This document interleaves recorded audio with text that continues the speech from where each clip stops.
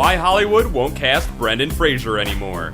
There was a time when actor Brendan Fraser was starring in multiple movies regularly. Those days are long, long gone. Where did it all go wrong for the Indianapolis-born actor? Let's count the ways Dudley Do Right started doing so little.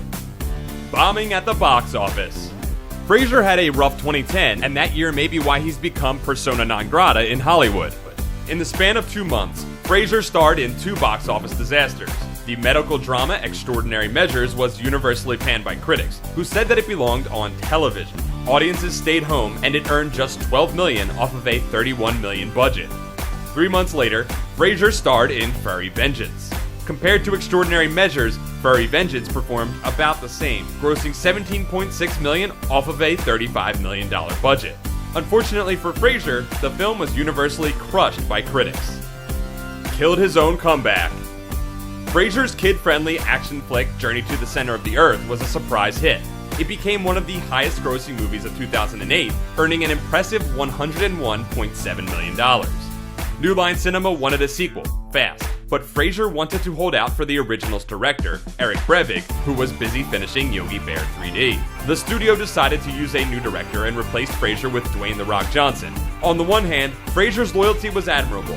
On the other, his timing couldn't have been worse. Johnson replaced Fraser only months after Furry Vengeance bombed in theaters, a time when Fraser desperately needed better work. The Mummy franchise limped on. The first Mummy movie from 1999, while not a hit with critics, earned a massive $155 million in theaters. The sequel, The Mummy Returns, was an even bigger hit, grossing a staggering $202 million in 2001, and making it one of the 10 highest-grossing movies of that year.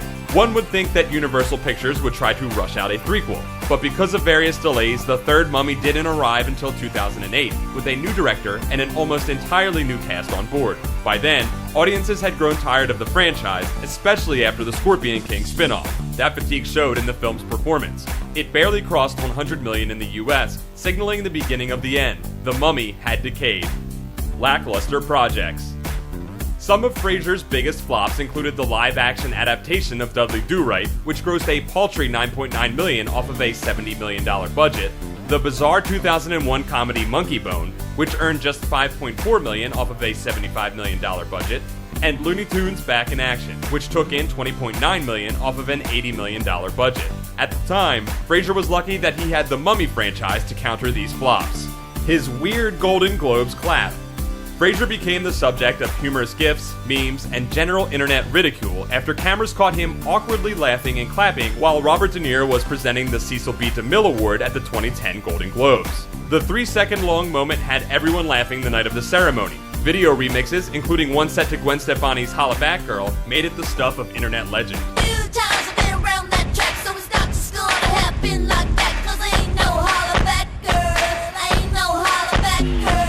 Once the affable star of innocuous Hollywood movies, Fraser looked awkward and somewhat out of place. It's okay, Brendan. We'll still give you an awkward ovation. Thanks for watching. Subscribe to our YouTube channel to see more videos like the one you just saw, and leave us a comment to let us know why you think Hollywood's given Fraser the cold shoulder.